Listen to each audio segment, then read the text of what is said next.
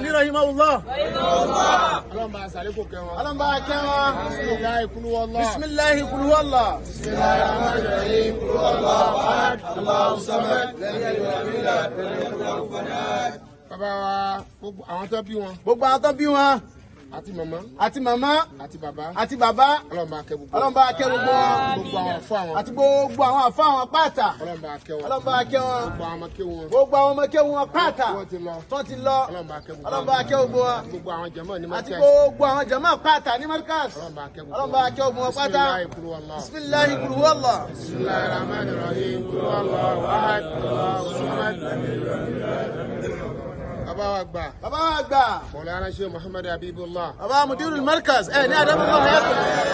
Ọlọ́njàrí bàbá pẹ́. Ọlọ́njàrí wọn pẹ́. Ọlọ́njàrí wọn pẹ́. Ọlọ́njàrí wọn pẹ́. Àlékún àlàáfíà. àlékún àlàáfíà. Àlàáfíà sì bí omi ara wọn. àlàáfíà nínú omi ara. Nínú ẹ̀jẹ̀ ara wọn. nínú ẹ̀jẹ̀ ara. Nínú iṣan ara wọn. nínú iṣan ara. Nínú egun wọn. nínú egun wọn. Àlàáfíà síbẹ̀. àlàáfíà síbẹ̀. Àlàáfíà náà dé. tó bá dé. Àlàáfíà náà dé. àlàáfíà náà dé. Má jẹ́ kó padà sẹ́yìn. má jẹ́ kó padà sẹ́yìn. Ọlọ́run bá kára àlàáfíà náà. bàbá kára àlàáfíà náà lọ. La ilaha illallah. la ilaha illallah. Bismillahi lillahi. bisimilahi ilafi. إلى في قريش إلى في مدى الشام والصيف فليعبدوا رب هذا البيت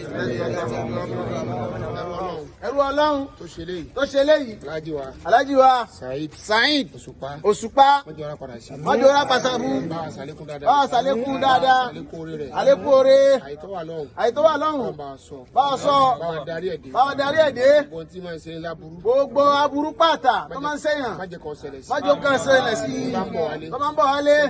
má jẹ́ pílẹ̀nì já. tí bá ń bẹ lọ́hùn. tó máa ń bẹ lọ́hùn. gbogbo àkígbà tó bá wà. gbogbo ìgbàkígbà tó máa wà. láàárọ̀ lọ́sàn-án. láàárọ̀ lọ́sàn-án lálẹ́ lóru. bá a dáàbò ẹ̀ bò. bá a dáàbò bò. ilé tó filẹ̀ mú. gbogbo nǹkan filẹ̀ nílé ni. májà burú ṣe. májà burú ṣe. kó mọ́ ṣe ìyàwó. kó mọ́ ṣe ìyàwó náà.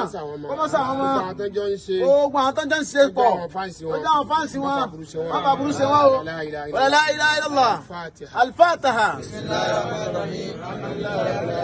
الرحمن الرحيم مالك يوم الدين اياك نعبد واياك نستعين اهدنا الصراط المستقيم صراط الذين انعمت عليهم غير المغضوب عليهم ولا الضالين. Haji Lukman Bansin. Haji Lukman Bansin. àwọn ló ṣàtọ̀nà wa. àwọn ló ṣe àtọ̀nẹ́bí débi. látọ̀dọ̀ Haji Saheed dọ́dọ̀ wa. látọ̀dọ̀ wọn débi. dọ́dọ̀ bàbá wa. dọ́dọ̀ bàbá wa. mọ̀jẹ̀ ara padà sí. mọ̀jẹ̀ ara padà sábú. àtẹ̀yìn. àti gbogbo àwọn tẹ́jọ́ ń ṣe àti tẹ́jọ́ wá. gbogbo àwọn tẹ́jọ́ wá pátá. mọ́fà burú ṣe wọn. mọ́fà burú ṣe yín náà. ẹni tó wa mọ́tò wa. ẹni tó wa mọ́tò wa. ẹni tó nípa dáadáa ń bi kíní. ẹni tóun náà nípa dáadáa tó nípa dáadáa ń bẹ̀. bóyá wàhálà díẹ̀ ló ṣe bẹ́ẹ̀. bóyá sọ̀rọ̀ dáadáa kan lórí ẹ̀ ni.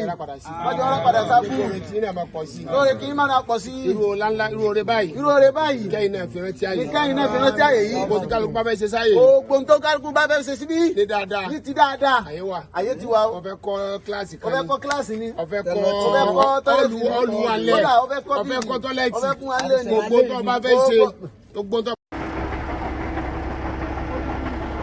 Ìpaná mọ́tò yín ká gbọ́. Ìpaná. Ó bójú parí ẹ̀. Ọláyà parí.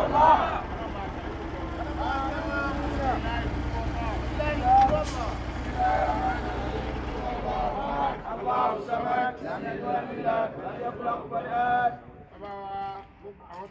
Gbogbo àwọn tó bí wọn. Àti màmá.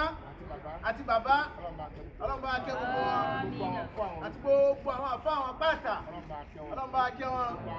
Gbogbo àwọn ọmọ akẹ́ wọn pátá. Wọ́n ti lọ. Ọlọ́mọba akẹ́ gbogbo wọn. Àti gbogbo àwọn jàmáà pátá ní Markaz. Ọlọ́mọba akẹ́ gbogbo wọn pátá. Bismillahi kul huwallah.